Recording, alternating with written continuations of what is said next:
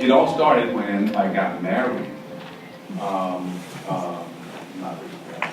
But when we got married, I was, I'd grown up, I was from a family of 13 kids. I'd gone to college and had gotten straight into medical school and had never intended on taking a wife until I could afford a wife. Well, I saw my wife walk by one day and said, well, that's how and luckily she married me. But we had no furniture, so I started, we went and looked at some furniture in a store, and I told her, I said, I think I can make something better than this, with no experience in woodworking. I said, but I think I can make something better than this. And she said, well, okay, do it. And so I borrowed a handsaw, and they were building a Popeye's chicken restaurant right down the street from the medical school. And I had a little convertible Volkswagen. I went up there and I got the extra board from where they had shipped in the furniture, and I made my first bedside chest and bed and kitchen table and all like that out of that. But the question, where does God live? Hopefully nobody take any offense on this, but he lives in my workshop. When I am in my workshop, God is in my workshop, whatever God you want to call it, but it's in my workshop. And when I'm in my workshop, Tom has a lot of talent. He memorizes lines and he can do things. When I'm in my workshop, I just go, and the strangest energy takes over me, and I start to build things. I start to create things. I don't go there with a plan to build anything, or sometimes my wife would say I want a table, or my daughter would say I want a bed or something like that, but I just kind of go out into the workshop and I let things happen. And I'll think about things for a few nights, and then usually at about 2 a.m. I'll wake up, and I'll always keep a little sketch pad by the bed, and I'll wake up and I'll have the plan for whatever I'm going to build. It just kind of comes to me, and I draw it out and I start building. Can you all see that? Is it light okay? Now, a funny story behind this piece. This was one of the first, quote, nice pieces of furniture that I tried to build. I'm sorry the picture is so grainy. But there was a medical oncologist living in the town that I was. I went to visit him, and he had something similar to this. I have to say it wasn't as nice. But he had something similar to this at his house. So I told him, I said, I'd like to come by and take some drawings of that piece, because I think I might try to make something like that. So I went there, and he was out of town, and his little old mother comes to the door, and I'm standing there saying, hey, I came here to take a picture of Jerry's furniture. And she looked at me like I was nuts, and then she let me in, and I got some pictures of it, and that's what I built. That's all out of walnut. And this piece here, which I don't see very well. Are you all seeing that? Yeah, it's better. But that piece is a Newport chest, and it's got the serrated front. I had never built a piece like that before, and just decided one day that I was going to build it, make some little rough sketches, and started to build it. That's my bedside chest. When we went to the beach one summer for a week, and I remember sitting on the beach with a pocket knife, carving these door fronts. Those are really highly patterned walnut.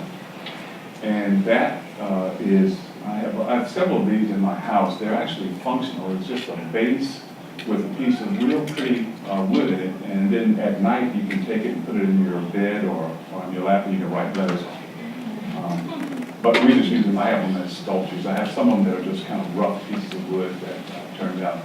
This is my favorite piece of furniture that I've ever built. It's walnut, and I built this for my wife. And I really don't know why this is my favorite piece, but I love this piece of furniture more than any piece I've ever built. And I remember when my baby son, this drawer right here, when he was crawling around, he had this habit where he would suck his thumb all the time. And when he sucked his thumb, he wanted a piece of his mother's lingerie, and he would rub that on his face. So that drawer, I remember whenever I see this drawer, I know it was always open, because he would manage to open it just enough. He'd stick his finger over there and just see him come out with a piece of her underwear rubbing it.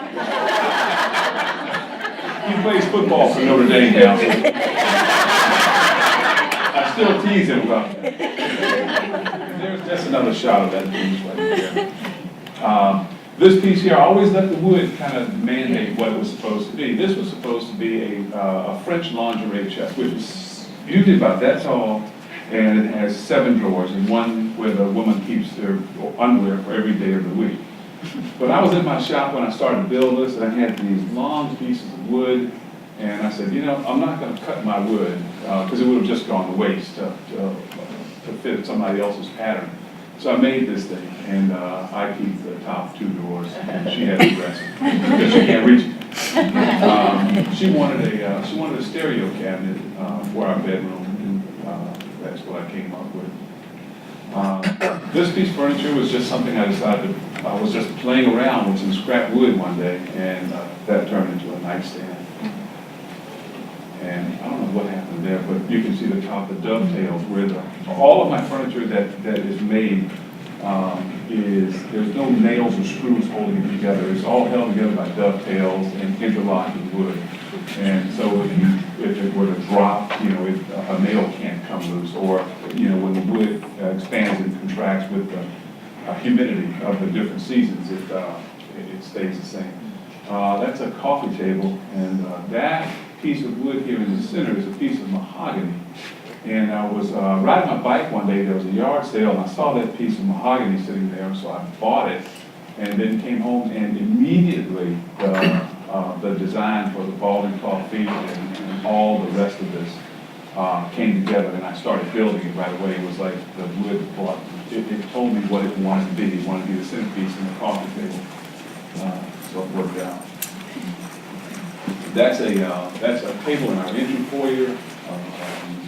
There's another picture of it, but it started off as a table. This was the top, and I brought it in the house, and it didn't have the presence that I wanted to have, so I took it back out to the shop, and I added this second tier with the drawer on.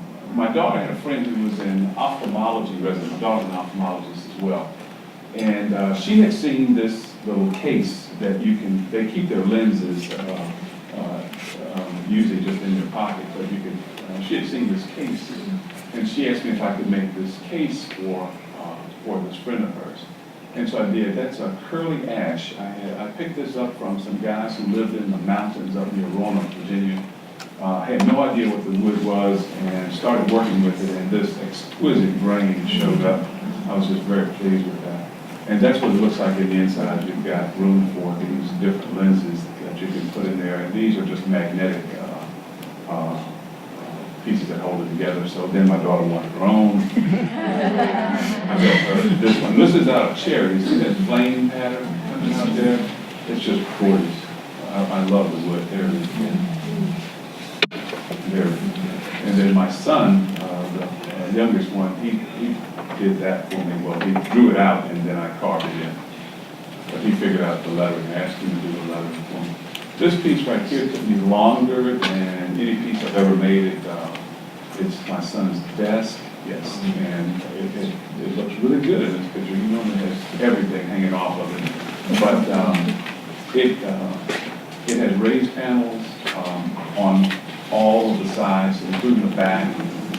This wood here is actually crepe myrtle. My daughter had a dead crepe myrtle tree in her yard, and I cut it down, and I took the wood and did these inlays with it. But each of these legs takes a full day to make, because the leg is from here all the way up to here.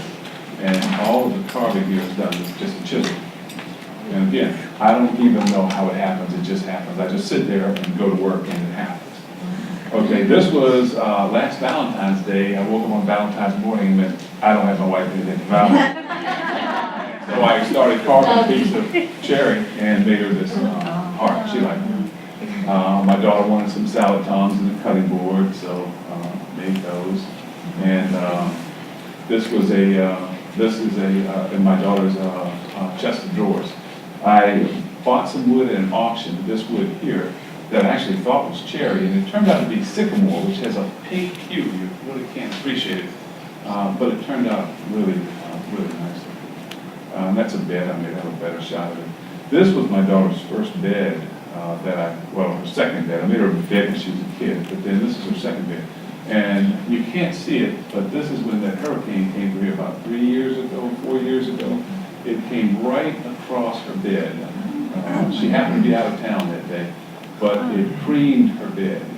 And the insurance company believe it or not, I gave him $10,000 for that bed. I was very pleased. I sorry to lose the bed, but it just got crushed. This is after they had taken the tree off. There I am in part of my workshop, putting the finish on her new bed. Yeah, and you can see here that this piece of wood back here, this edge right here is the natural edge of the tree. So it's a board that's been cut directly through the center of the tree. And this is the actual bark is still on that. And there's that flame pattern again. I really love how they figured wood. And you can see it again up here. It's got a really beautiful pattern to it. That's me and Doug on the bed after the night we put it in. Took it back to her. This is a reconstructed house. There the bed is right now in her current place. She lives in Texas. So this is the bed. That's your bedside chest that I made, and it's for some reason it's very comforting for me to know that she lives in a house that's full of furniture that I made. I really like that, and she likes it. She says it makes her feel closer to her.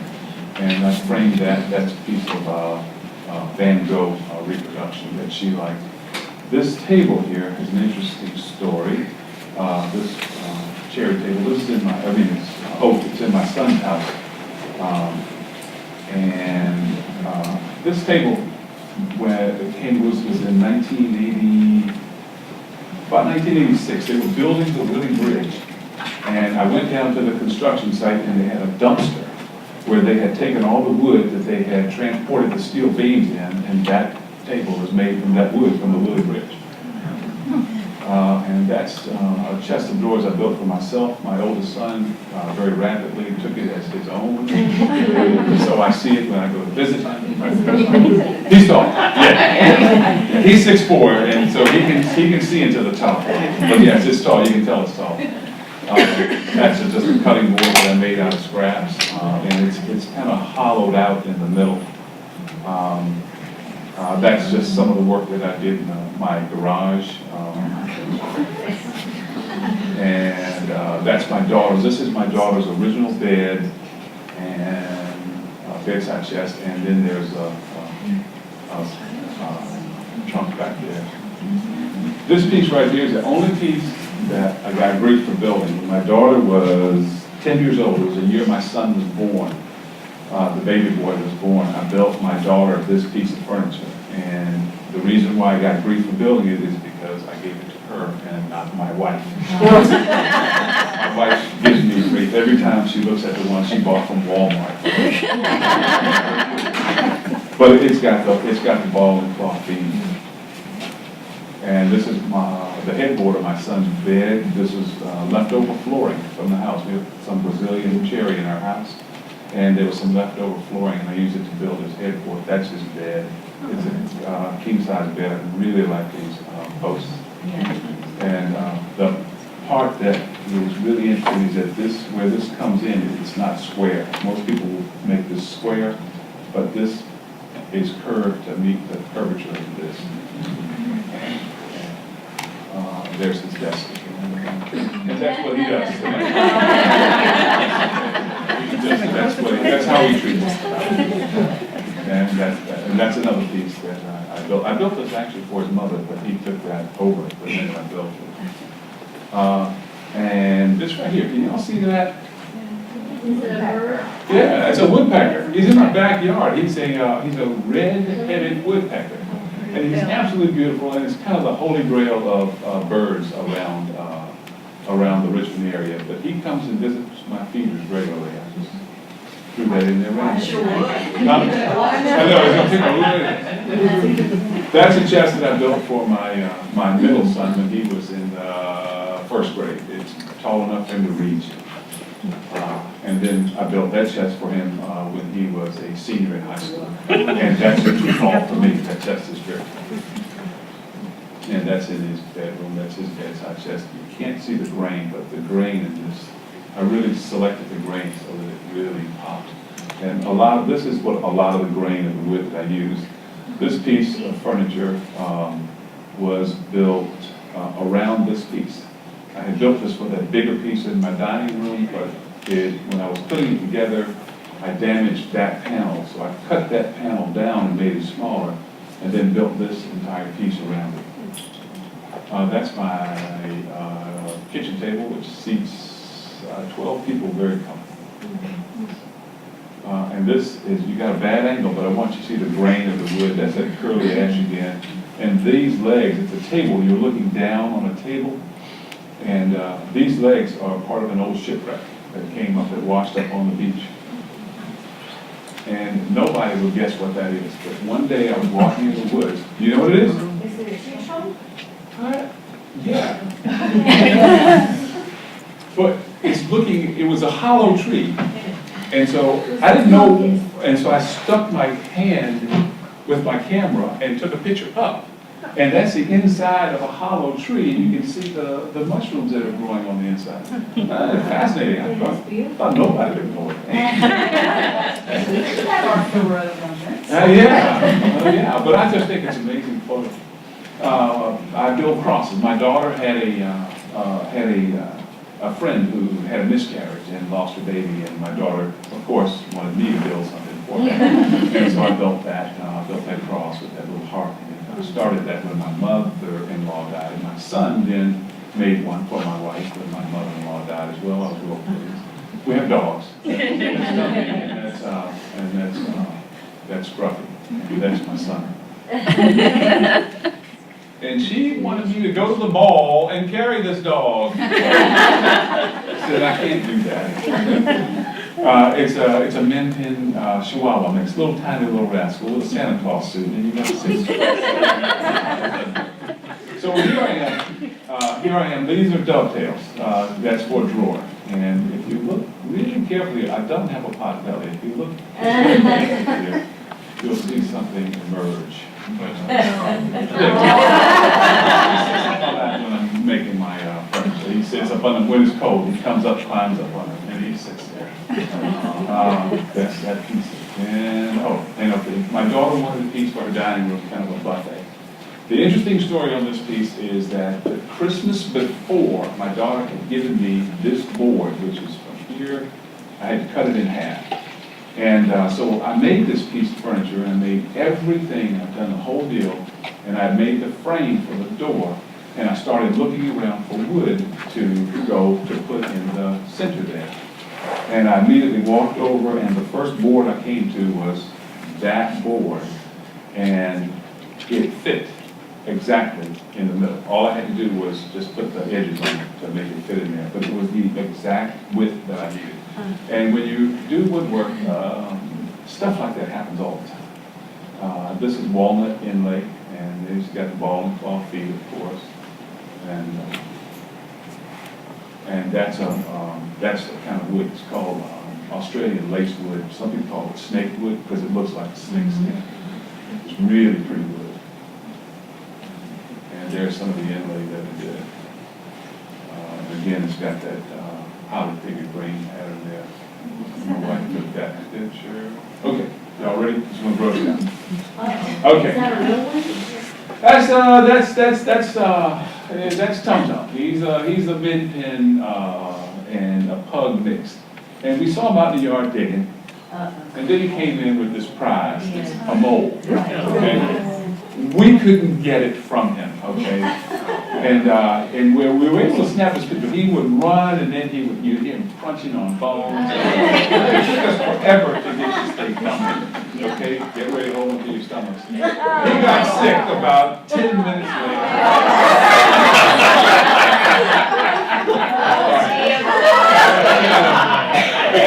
It was in my photos. I had to put it up. Johnston-Willis has an angel. Y'all didn't know that. I was sitting right there in Tumor Board one day, and I saw Ruth Felson, and she had that light right there illuminating. I said, dang, that looks like Jesus. Doesn't know I took the stick. Nobody tell us. Okay, this is the table that I was making. These are legs. Like I said, it takes a full day because each of those is cut by hand. You use a draw knife to cut out the wood.